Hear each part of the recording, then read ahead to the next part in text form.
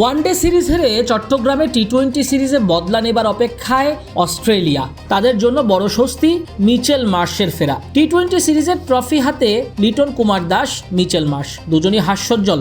তবে সময় গড়ালেই বোঝা যাবে কে টি-20 সিরিজে ট্রফি জেতার পথে ফেভারিট। বাংলাদেশ দলের হারানোর কিছু নেই, তারা জানে তাদের সামর্থ্য কতটা ঘরের মাঠে। একটা অবাক করা ঘটনা ঘটবে বুধবার। নারী ও পুরুষ দল একই দিনে নামছে অজিদের বিপক্ষে।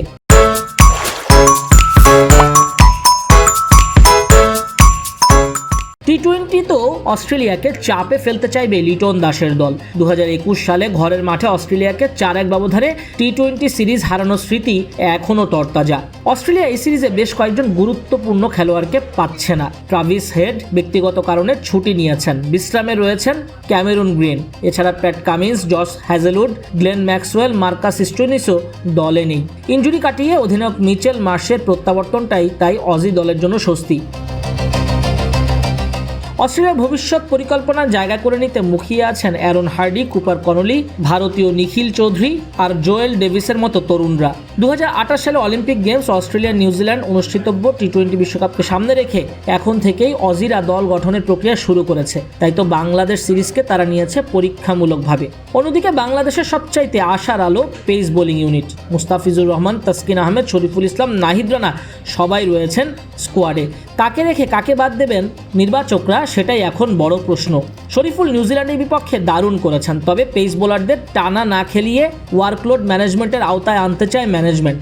তাই রোটেশন প্রক্রিয়ায় খেলানো হবে পেসারদের। সেক্ষেত্রে মুস্তাফিজ, নাহিদ রানা, তাসকিন আহমেদেরই থাকার কথা প্রথম টি-20 একাদশে। অজি বোলিং আক্রমণে স্পেন্সার জনসনকে দেখা যেতে পারে। আইপিএলে চেন্নাই সুপার কিংসের হয়ে স্পেন্সার জনসন 3টা ম্যাচও খেলেছেন।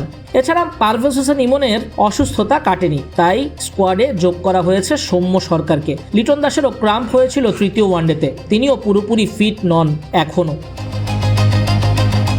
এদিকে অস্ট্রেলিয়া দলে সুযোগ পেতে পারেন নিখিল চৌধুরী, ডেবু হয়ে যেতে পারে। ডেবু হয়ে গেলে 60 বছরেরও বেশি সময় পর ভারতে জন্ম নেওয়া প্রথম পুরুষ ক্রিকেটার হিসেবে অস্ট্রেলিয়া জাতীয় দলের জার্সিতে মাঠে নামার নজির গড়বেন নিখিল। এরই মধ্যে অজি নির্বাচকদের নজর কেড়েছেন বিগ ব্যাশে দুর্দান্ত পারফরমেন্স করে। এর আগে অস্ট্রেলিয়া দলে ভারতীয় বংশোদ্ভূত গুরিন্দর সান্ধু আর তানভীর সাঙ্গা খেলেছেন। তবে ভারতে জন্ম নেওয়া কোনো পুরুষ ক্রিকেটার 6 দশকের পর অস্ট্রেলিয়া সিনিয়র দলে খেলেননি। শেষবার 1964 সালে গুজরাটে জন্ম নেওয়া রেক্স সেলার্স অস্ট্রেলিয়ার হয়ে মাঠে নেমেছিলেন। বাংলাদেশ অস্ট্রেলিয়ার প্রথম টি-20 মাঠে গড়াবে বুধবার দুপুর 2টায়। নাজমুস সাকিব, কালবেলা।